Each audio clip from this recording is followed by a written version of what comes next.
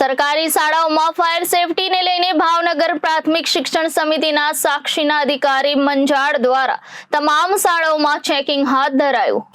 રાજ્યમાં વધુ એક અગ્નિકાંડે રાજ્યને હચમચાવી દીધું હતું। રાજકોટમાં ટીઆરબી ગેમ ઝોનમાં લાગેલી આગને લઈને સરકાર સામે અનેક સવાલો ઉઠ્યા હતા। ત્યારે રાજ્ય સરકાર દ્વારા તાત્કાલિક રાજ્યભરમાં ગેમ ઝોન, થેટર અને ફાયર સેફટી ઉપલબ્ધ ન હોય તેવી જગ્યાઓ બંધ કરી દેવાના આદેશો આપ્યા હતા। જો કે સરકારી શાળાઓમાં પણ ફાયર સેફટીની સુવિધાઓ યોગ્ય પરિપૂર્ણ થાય તે માટે લોકોનો અવાજ ઉઠ્યો હતો। ત્યારે રાજ્યભરમાં તમામ સરકારી શાળાઓમાં અધિકારીઓ દ્વારા ચેકિંગ હાથ ધરવામાં આવ્યું છે।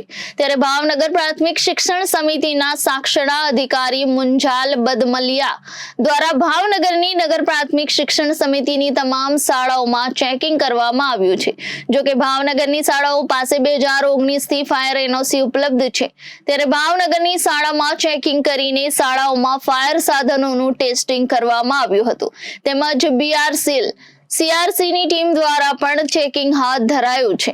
રાજકોટ ટીઆરબી અગ્નિકાંડ બાદ સરકારી શાળાઓમાં શિક્ષણ અધિકારી, સાક્ષણા અધિકારી, બીઆરસી, સીઆરસી સહિતનાઓ દ્વારા ચેકિંગ હાથ ધરવામાં આવી રહી છે। પરંતુ ખાનગી શાળાઓમાં આજે પણ ઘણી જગ્યાએ ફાયર સેફટીને લઈને આંખ આડા કાન કરવામાં આવી રહ્યા છે। ત્યારે ફાયર વિભાગ દ્વારા આ જગ્યાઓમાં ચેકિંગ ક્યારે કરાશે તેવા સવાલો ઉઠી રહ્યા છે। જો કે સુરતમાં બનેલ તક્ષશિલા અગ્નિકાંડ બાદ પણ આ રીતના જ સરકાર દ્વારા સફાળા ચેકિંગના આદેશ આપવામાં આવ્યા હતા। પરંતુ સમયાંતરે પરિસ્થિતિ જૈસે થે વૈસી રહેગી તેવી થઈ ગઈ હતી। ત્યારે હવે જોવાનું એ રહ્યું કે હાલ રાજકોટ અગ્નિકાંડ ઘટનાને લઈને ઘોર નિંદ્રામાંથી જાગેલી સરકાર આવી રીતે કડક ચેકિંગ ક્યાં સુધી કરશે। શહેરની નગર પ્રાથમિક શિક્ષણ સમિતિની શાળામાં ફાયરને લઈને ચેકિંગ હાથ ધરવામાં આવ્યું છે। કેટલી શાળાઓ છે અને સુવિધાઓ કેવી છે? મુંજાલ બડમલિયા, શાસનાધિકારી, નગર પ્રાથમિક શિક્ષણ સમિતિ ભાવનગર।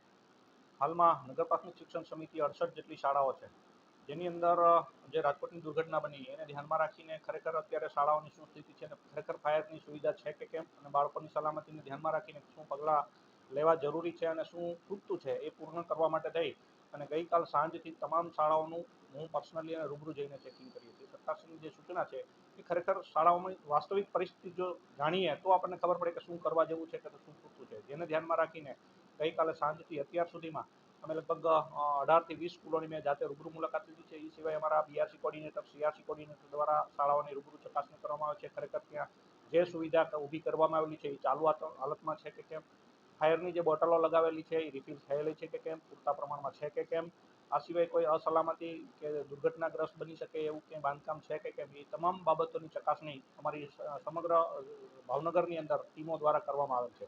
આજે મેં 11 થી 12 જેટલી શાળાઓની મુલાકાત લીધી, જેની અંદર પણ મોટાભાગની શાળાઓની અંદર અત્યારે આપણને 2019થી મહાનગરપાલિકા દ્વારા તમામ શાળાઓની અંદર જ્યાં જરૂરિયાત હતી ત્યાં હોઝરીલ, એના પંપ વગેરે પણ ફિટિંગ કરવામાં આવેલું છે। ફાયરની બોટલો પણ આપવામાં આવેલી છે અને આચાર્યશ્રી દ્વારા નિયમિત એનું રિફિલિંગ પણ કરવામાં આવે છે।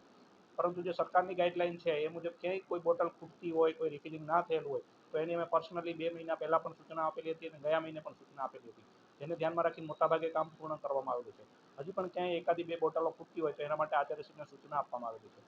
બાંધકામની અંદર ક્યાંય બાંધકામ ચાલુ હોય કે ક્યાંય જોખમી બાંધકામ હોય તો એની અંદર પણ બાળકોને બેસાડવાની અને ત્યાં આડા બેરિકેડ મારવાની પણ સૂચનાઓ આપવામાં આવેલી છે। એટલે હાલ ભાવનગરની 68 જેટલી શાળાઓ છે એ તમામનું ચેકિંગ કામ ચાલુ છે। જ્યાં પણ જે સુવિધા ખૂટતી હશે સરકારશ્રીમાં તેનો નિયમિત રિપોર્ટ કરવામાં આવશે અને ત્યારબાદ સરકારશ્રી દ્વારા જે પણ સૂચનાઓ આપવામાં આવશે એ મુજબ એ શાળાઓ પર પગલાં લેવામાં આવશે। Bureau report Janadesh news Bhavnagar.